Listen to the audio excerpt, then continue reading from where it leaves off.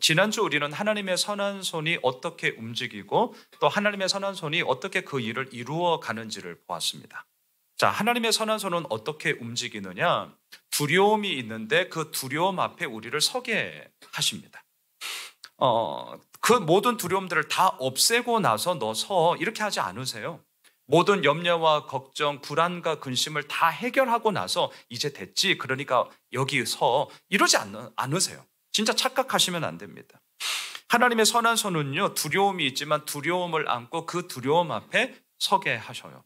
자, 그러면서 느헤미야는 그 두려움 앞에 섰잖아요. 그러자 하나님의 선한 손은 이제 어떻게 그 일을 이루어 가시더냐? 왕과 왕후의 마음을 움직이기 시작하죠. 제가 지난주 말씀드렸어요. 사람의 마음을 정말 잡고 싶다면 사람 따라다니시면 안 됩니다. 진짜 하나님 앞에 엎드리셔야 돼요. 하나님께 승부를 볼 때 그 일들이 이루어집니다. 또한 하나님의 선한 손은 어떻게 이루어 가시느냐? 상황을 역전시키세요. 왕이 주도권을 잡고 가야 되는데 이제 어느샌가 느헤미야가 주도권을 딱 잡고 상황을 만들어가게 하시더라. 이게 하나님의 선한 손의 역사하심이었죠.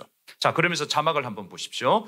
지난주 10절의 말씀인데요. 우리 같이 한번 읽겠습니다. 시작.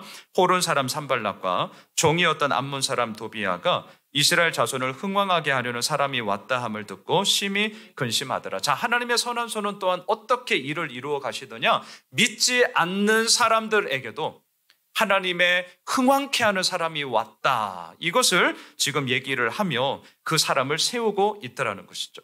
자, 보십시오. 이러한 가운데 오늘 본문에서는 하나님께서 느헤미야를 이제 흥왕케 하는 사람으로 세우시는데 세우시는 그 과정 가운데 무슨 일이 있느냐? 오늘 두 가지를 함께 나누어 보고자 합니다. 첫째, 무엇을 할 것인가? 이 질문에 대해서 하나님은 그 사람에게 이걸 해야 돼라고 그 마음을 주시더라는 거예요. 자, 두 번째, 말하지 말아야 할 때와 말해야 할 때를 알게 하시더라. 오늘 주보 설교 요약지를 참고하시면서 좀 오늘 설교를 들어주세요. 자, 차례대로 한번 살펴보시죠. 자, 첫째, 하나님은 흥왕케 하는 사람을 세우시는데 어떻게 세우시느냐?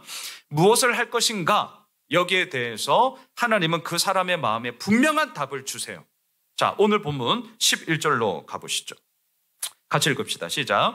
내가 예루살렘에 이르러 머무른 지 사흘 만에. 자, 드디어 느헤미야는 그토록 오고 싶었던 이 예루살렘에 도착했습니다. 자, 예루살렘. 보세요. 지난주 본문에서 느헤미야는 아닥사스다 왕 앞에 섰을 때 예루살렘을 예루살렘이라 말하지 못했어요. 마치 홍길동처럼 아버지를 아버지라 부르지 못하고 형을 형이라 부르지 못했어요. 왜? 두려워서.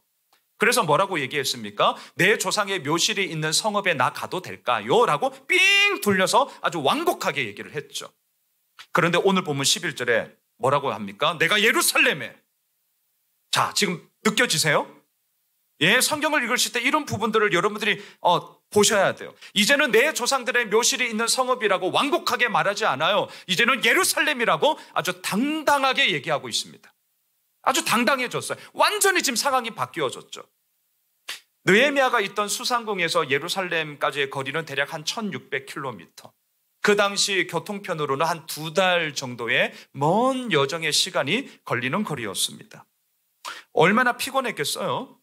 하지만 뭐 한 일주일만이라도 그 피곤기를 좀 털어내는 시간을 가져야 할 법한데 오늘 본문에 보니까 3일 쉬었어요. 3일도 온전히 쉰 게 아니에요. 3일 쉬는 바로 그날 밤부터 느헤미야는 이제 움직이기 시작합니다. 자, 자막을 계속 보세요. 12절을 함께 읽으시죠. 시작. 내 하나님께서 예루살렘을 위해 무엇을 할 것인지 내 마음에 주신 것을 내가 아무에게도 말하지 아니하고 밤에 일어나 몇몇 사람과 함께 나갈새 내가 탄 짐승 외에는 다른 짐승이 없더라. 자, 예루살렘을 위하여 무엇을 할 것인가? 하나님은 느헤미야의 마음에 분명한 것을 주셨어요. 자, 그게 뭐냐고요? 예루살렘에 무너진 성벽과 성문을 재건하라. 이게 하나님께서 느헤미야의 마음에 분명하게 주신 거죠. 그래서 느헤미야는 두려워하면서도 왕 앞에 서서 왕의 컨펌을 받은 것 아닙니까? 또한 하나님께서 주신 마음이 너무나 분명하기 때문에 1600km, 2달이나 걸리는 그 먼 거리를 마다하지 않고 기꺼이 예루살렘에 온 거 아닙니까? 하나님의 마음에 분명함을 주셨기 때문에 피곤기가 쌓여 있음에도 불구하고 3일째 되는 바로 그날 밤부터 느헤미야는 이제 움직이기 시작했습니다. 자, 저를 보십시오. 오늘 본문의 첫 번째 포인트. 하나님은 사람을 흥왕케 하는 사람으로 세우시는데 그 흥왕케 하는 사람의 세우심의 과정 가운데 뭐가 있더냐? 그 사람의 마음에 분명한 답을 주시더라. 이게 이제 오늘 첫 번째 포인트예요. 여기까지는 너무 좋죠. 뭐 들으니까 그냥 너무나 맞는 말이니까. 자, 그런데 아십니까? 아이러니하게도 우리의 고민은 여기서부터 시작해요. 자, 잘 들어주세요. 이게 무슨 말이냐? 무엇을 할 것인가? 하나님께서 그 간구하는 사람의 마음에 주신 것을 붙잡고 하라. 이 말 누가 못합니까? 이 말 누가 못해요? 여러분, 이 하나님께서 주신 마음을 붙잡고 나아가라. 이렇게 우리가 항상 살았으면 얼마나 행복하겠어요? 얼마나 기쁘겠습니까? 얼마나 감사하겠습니까? 그런데 우리들의 실상은 어떻죠? 하나님께서 내 마음에 주신 것을 따라 살면 참 좋겠지만 때로는 하나님께서 내 마음에 뭘 주셨는지 모르겠어요. 자, 이게 우리의 고민이에요. 내 마음에 뭔가 있긴 한데 이게 긴가민가한 거예요. 이게 하나님께서 내 마음에 주신 건가? 아니면 내가 좋아서 내가 스스로 그렇게 생각해서 내가 그렇게 여기고 있는 건가? 나 잘 모르겠다. 긴가민가 할 때가 우리에게 고민인 거죠. 이게 오늘 우리가 고민해야 될 지점입니다. 제가 오늘 설교를 준비하면서 이게 너무 고민이었어요. 하나님은 우리를 흥왕케 하는 사람으로 세우셨다. 고로 하나님이 내게 주신 마음을 붙잡고 나아가라. 이렇게 설교하면 설교로는 그럴싸한데 제가 무슨 생각이 들었냐면 그러면 하나님께서 내 마음에 주신 것이 없는 사람은, 모르는 사람은 어떻게 되는 거지? 앞서 말한 것처럼 내 마음속에 막 긴가민가 한 거예요. 이게 하나님이 주신 마음인지 아니면 내가 그렇게 생각하고 있는 건지 모르는 사람은 내가 이렇게 설교하고 끝내면 더 힘들어지겠다. 어쩌면 내가 오늘 했던 이 설교는 그런 분들에게는 아무런 울림도 없고 그냥 목사니까 지당하신 말씀 이러고 끝나버리겠구나. 그 생각을 하니까 오늘 본문이 너무 고민스러웠어요. 여러분들은 어떠십니까? 정말 여러분들 정직하게 우리의 모습이 어때요? 하나님께서 내 마음에 주신 거야 이게 있습니까? 그러면 그거 붙잡고 가시면 돼요. 그런 분들 저는 격려하고 지지하고 응원합니다. 가십시오 그렇게. 하지만 하나님께서 내 마음에 주신 게 이거야. 이게 없거나 모르겠거나 긴가민가 하거나 그럴 때 이제 우리는 어떻게 해야 되죠? 저는 이 부분에 대해서 오늘 두 가지를 좀 말씀드리려고 하는데 첫째, 너무나 모범 답안이고요. 하지만 우리가 반드시 그렇게 해야 하는 거 끊임없이 기도하셔야 돼요. 하지만 둘째도 있어요. 가지치기가 있습니다. 자, 이제 이게 무슨 말이냐? 자, 첫째, 하나님께서 내 마음에 그런 분명한 답을 주시기를 우리는 끊임없이 기도하셔야 됩니다. 왜냐하면 제가 신앙은 뭐라고 말씀드렸어요? 물음과 들음과 따름이에요. 신앙의 핵심은 물음, 들음, 따름입니다. 끊임없이 물으셔야 돼요. 그리고 그 물음에 대해서 주님께서 뭐라고 말씀하시는지 상황을 통하여서, 환경을 통하여서, 말씀을 통하여, 기도응답을 통하여 무엇을 말씀하시는지를 들으셔야 돼요. 그리고 그 물음과 들음이 딱 되었다면 이제는 그거 붙잡고 따르면 되는 거죠. 근데 기도하지 않으면 어떻게 되느냐? 하나님께서 우리에게 주시는 마음이 뭔지는 모르는 건 당연한 거고요. 또 함께 지금 당장 내 눈앞에 보이는 상황에 따라서 내가 결국은 움직이게 됩니다. 다시요. 기도하지 않으면 무엇에 따라 우리가 움직이느냐? 당장 눈에 보이는 상황과 환경에 따라 우리가 움직이게 돼요. 흔히들 하는 말 가운데 이런 거 있죠. 상황 좀 살펴볼게요. 저도 얘기해요. 우리 상황 좀 살펴보고 갑시다. 이게 마냥 틀린 말은 아닙니다. 오해하지 마세요. 하지만 상황 좀 살펴볼게요 라고 할 때 진짜 그 말에 담겨진 뜻이 뭐가 있죠? 저는 이렇게 생각을 해요. 그때 가봐서 상황이 할만하면 내가 하겠고 상황이 할만하지 않으면 내가 안 하겠다라는 나의 판단의 이야기가 사실은 전제되어져 있죠. 이게 되게 아주 위험한 전제이기도 합니다. 그때 가서 한번 상황 살펴보죠. 되게 객관적인 것 같지만 사실은 되게 위험한데 왜 위험하냐 이런 겁니다. 그때의 상황이 내가 판단하게 될 때에 내가 할 만하고 내가 함으로써 내게 뭔가 유익이 된다라고 내가 판단이 되면 그때 내가 하겠다는 나의 주도권의 이야기가 상황 좀 살펴볼게요. 이걸 수 있거든요.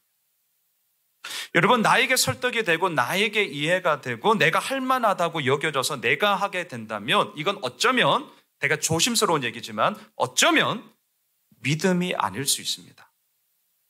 제가 되게 조심스럽게 말씀을 드리는 거예요. 왜 그러냐? 어떤 일이 나에게 이해가 되고 나에게 설득이 되어서 내가 할 만하다고 판단해서 믿는 거라면 그 믿음의 내용은 나에게 하라고 하신 하나님에 대한 믿음이 아니라 이쯤이면 할 만하다고 여겨지는 내 판단일 수 있기 때문이에요. 이게 어디까지가 내 판단이고 어디까지가 주님이 주신 마음이냐 저는 모르겠어요. 그래서 우리는 끊임없이 기도하셔야 됩니다. 끊임없이 기도하셔야 돼요. 저의 실패가 있습니다. 저의 실패. 저는 개척을 하겠다 마음을 먹고 처음에는 동탄에 가서 개척을 하려고 했습니다. 그래서 실질적으로 2016년 1월부터 7월까지 동탄에 있던 한 6, 7가정과 함께 한 달에 한 번 목장 모임을 하면서 제가 노골적으로 얘기했어요. 내가 개척을 전제로 모임을 한다. 저는 아예 초반부터 까놓고 얘기했습니다. 서로 간보기 하자. 내가 당신들을 간볼 거고 당신들도 나를 간봐라. 아예 초반부터 저는 딱 깨놓고 시작을 했어요. 간을 서로 보기 시작했어요. 저도 여러분들의 간을 봐요. 이렇게. 여러분들 저를 간을 보잖아요. 저도 여러분들 간을 봐요. 이렇게 간을 봤어요. 예, 이렇게 모임을 시작을 했어요. 그런데 희한하죠? 저도 그렇고 그분들도 그렇고 틀린 게 아니에요. 틀린 게 아니었어요. 그런데 그렇다고 하여서 적극적으로 교회를 뭔가 한번 시작해보자라는 마음이 이게 스파크가 안 이루어져요. 희한하게 안 이루어지더라고요. 그래서 그 모임을 정리했습니다. 제가 초장간에 실패했어요. 뭔가 개척을 해보겠다 딱 마음을 먹고 첫 스타트를 딱 끊었는데 제가 초장간에 실패를 했어요. 제 마음이 얼마나 무겁던지 진짜 한 석 달 정도, 7월에 그렇게 모임을 쪽냈거든요. 그리고 나서 이제 석 달 동안 계속 기도를 하는 거예요. 무거운 마음으로. 뭘 기도했느냐? 간단합니다. 하나님, 제가 이제 뭘 해야 됐죠? 그리고 하나님, 제가 어떻게 해야 되죠? 분명히 하나님께서 제 마음에 개척에 대한 마음을 주셨고 또한 팀 켈러 목사님의 시티2시티 사역팀을 통해서 내가 지금 계속 훈련을 받고 이제 뭔가 첫걸음을 해보려고 한번 딱 들어갔는데 보기 좋게 실패를 했습니다. 이제 제가 어떻게 해야 되죠? 정말 무거운 마음으로 끊임없이 기도를 했어요. 그리고 기도하면서 제 마음을 진짜 하나둘 정리를 하고요. 다시금 마음을 다잡고 선택한 곳이 이제 여기입니다. 그래서 호메시를 선택을 했어요. 저의 그때의 마음은 뭐였느냐?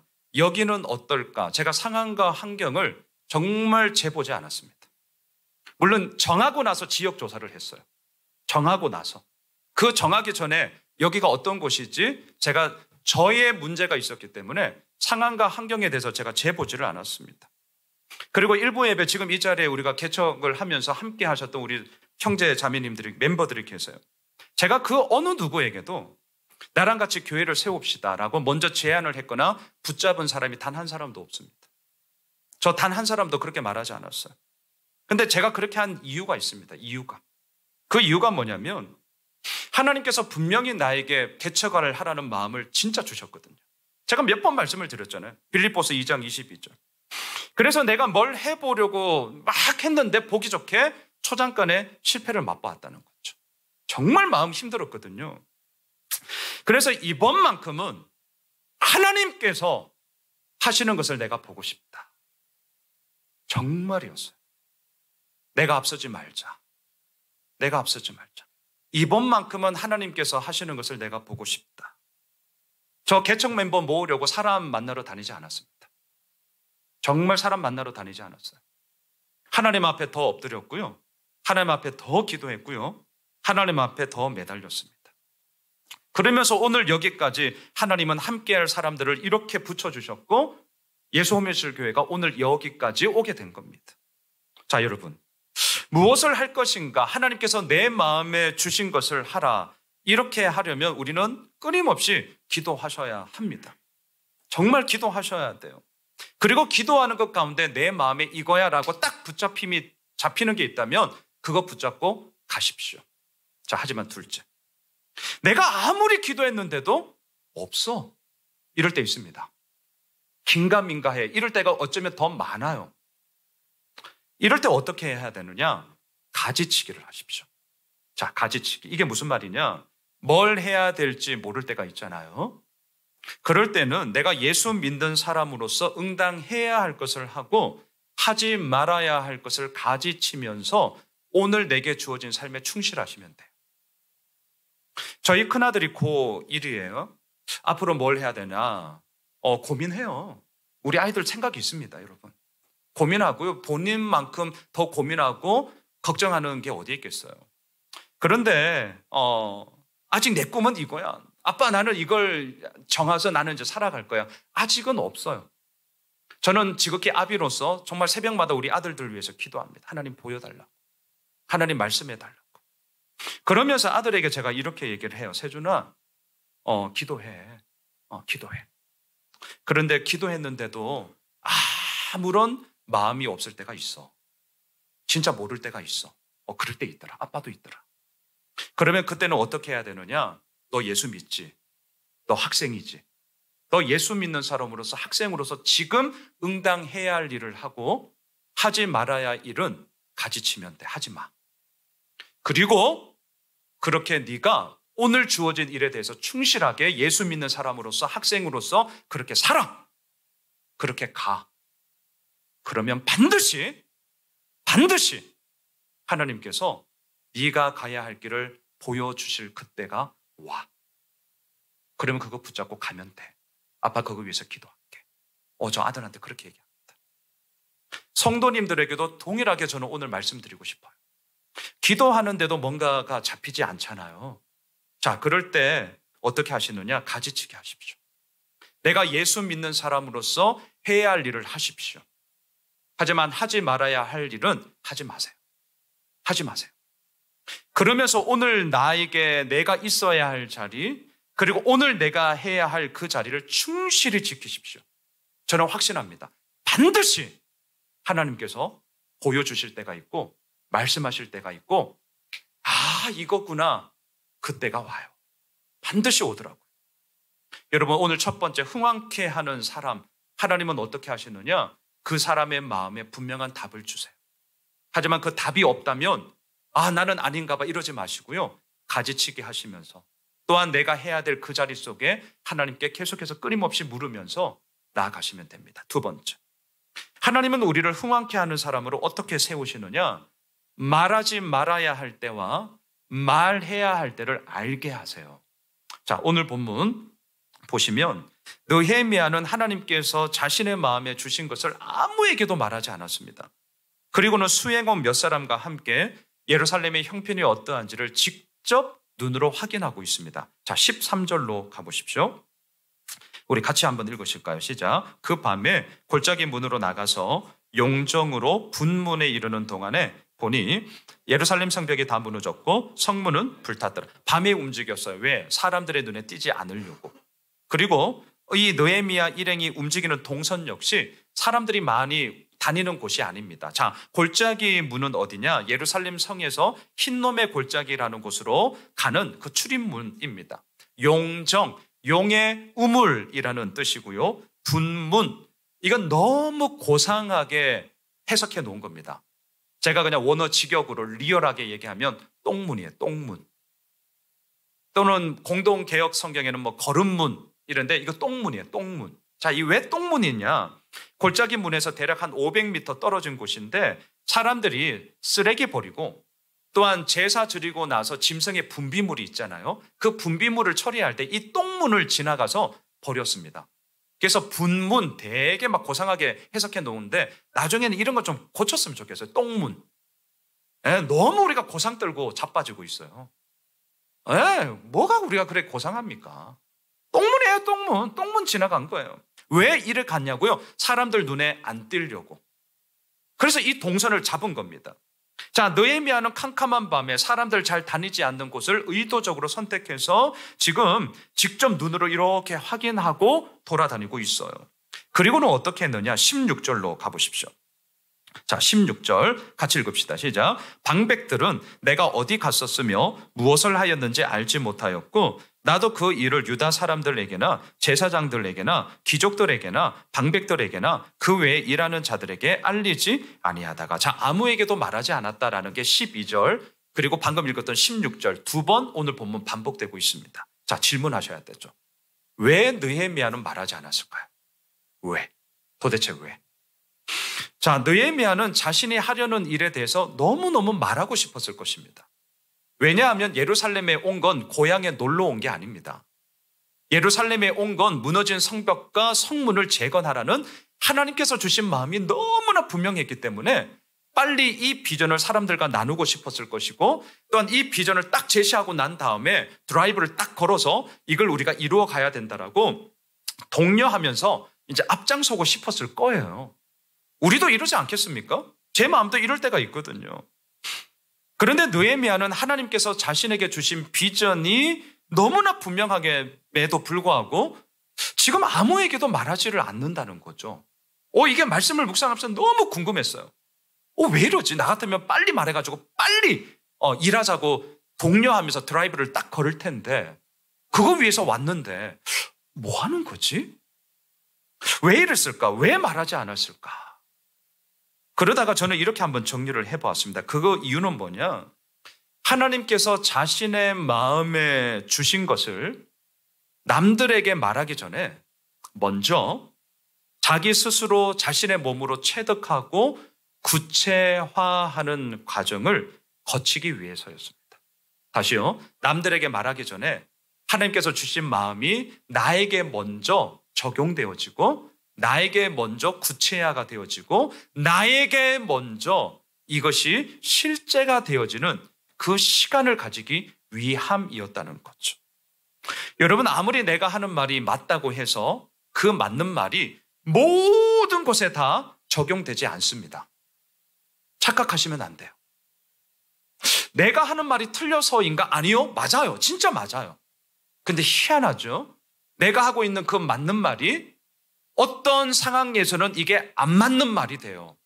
근데 이유는 간단합니다. 그 말이 틀려서가 아니라 그 말을 듣는 다른 사람들이 아직 그 말을 받아들일 준비가 되어져 있지 않기 때문입니다.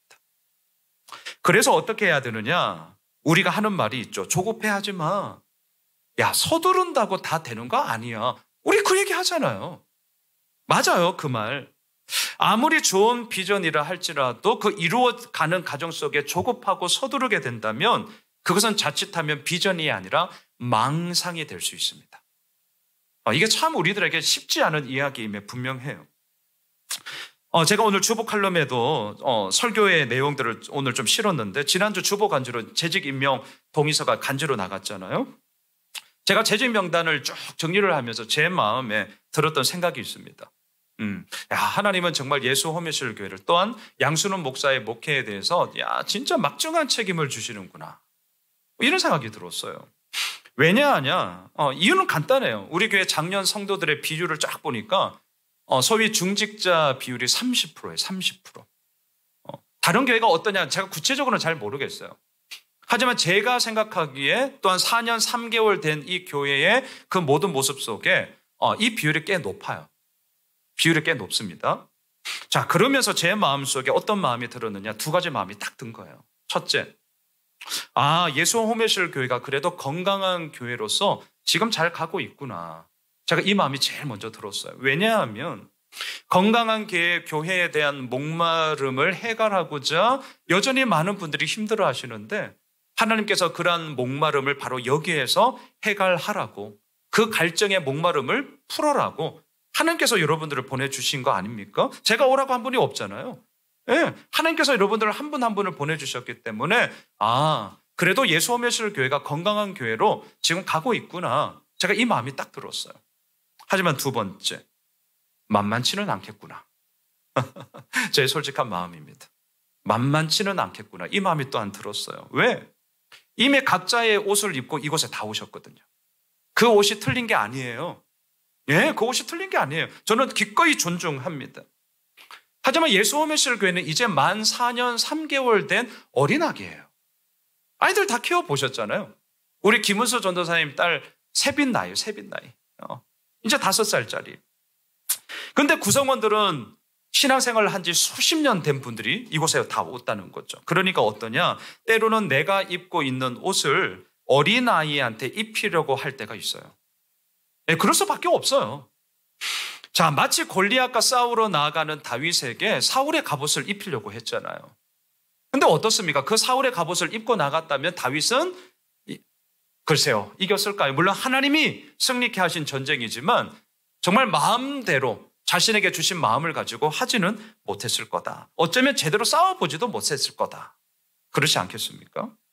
제가 이런 생각을 하면서 한 주간 제가 새벽에 이렇게 기도했습니다. 하나님, 다윗이 사울의 갑옷이 아니라 자신이 그동안 사용했던 물맷돌을 가지고 나갔듯이 저 역시 다른 그 무엇이 아니라 개척 준비 때부터 그리고 오늘 여기까지 내가 들고 사용하는 무기인 기도와 말씀에 더더욱 제가 전무하겠습니다.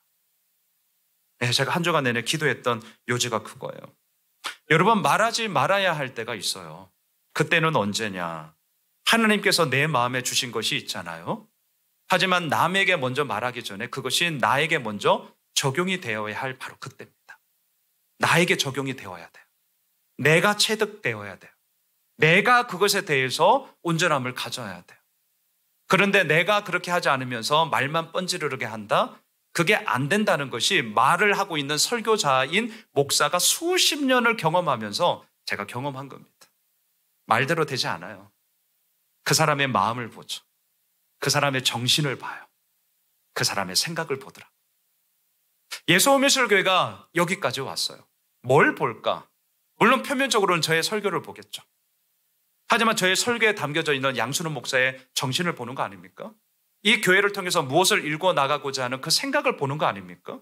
그리고 우리 모두도 똑같은 거죠.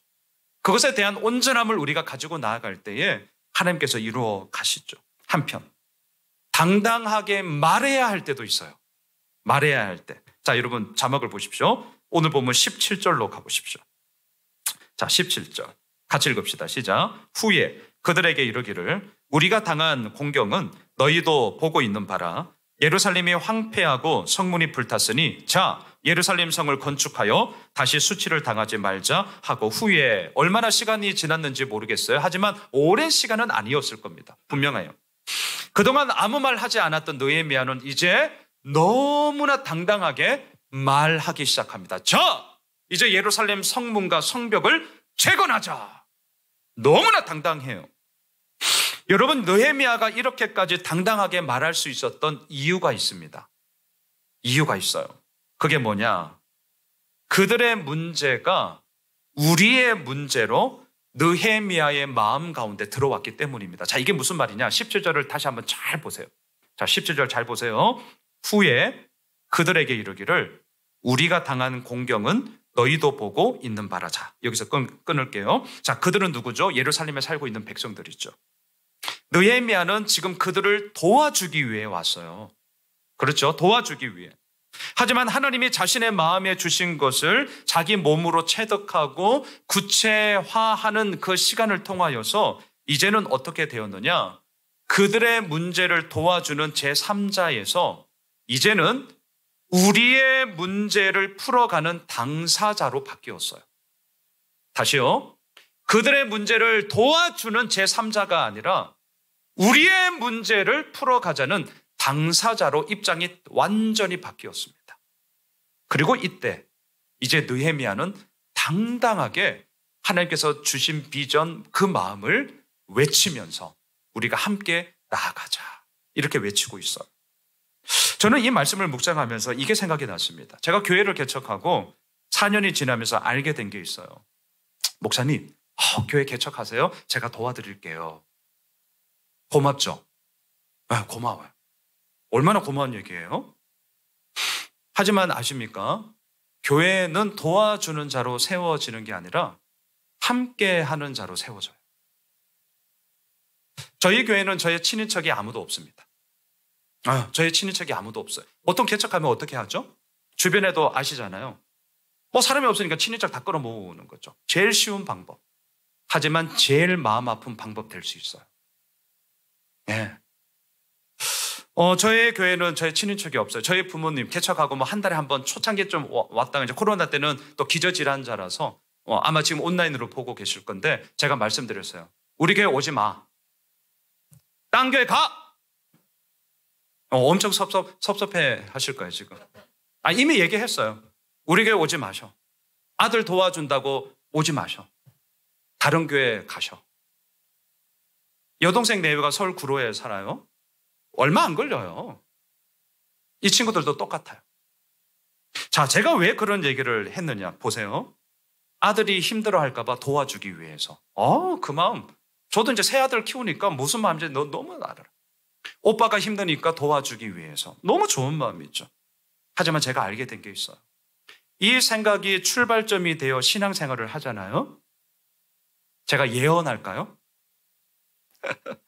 끝내 어떻게 되는 줄 아십니까?